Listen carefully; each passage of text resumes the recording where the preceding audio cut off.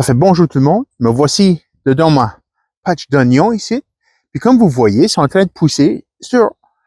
J'ai coupé les cheveux des oignons. J'ai réduit la masse de feuilles.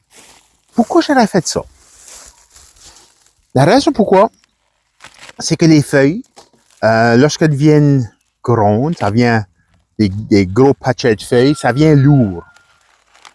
Puis là, dans le milieu de l'été, les vents commencent à s'élever, il y a des squalls, il y a des tempêtes de pluie, des choses comme ça, qui peut amener du vent fort assez pour faire coucher les tiges, les feuilles d'oignon, puis plier la tige entre les feuilles puis la bulbe.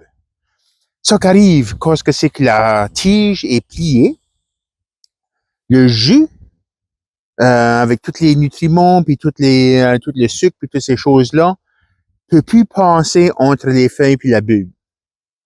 Ce qui arrive, c'est que la bulbe arrête de pousser comme ça. Ça fait que si on laisse les feuilles pliées, la tige pliée, couchée à terre, ça arrête la croissance des oignons. Puis, essentiellement, l'oignon que tu as, c'est, à cette étape-là, c'est ça que tu vas avoir. En enlevant la masse des feuilles, on donne une petite haircut. On réduit cette masse-là, puis ça a plus tendance à rester debout, plus longtemps, donner chance à grossir l'oignon encore plus. Les oignons vont être prêts à récolter au mois d'août. On est au mois de juillet, la mi-juillet, on arrive à la fin de juillet. Ça fait que la mi-août devrait être l'entour du temps où c'est qu'on peut commencer à récolter nos oignons.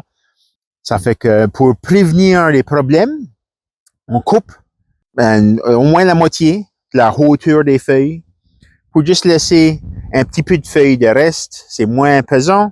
Ils sont encore en train de faire la photosynthèse, ils sont encore en train de faire la job que la bulbe a besoin pour grandir.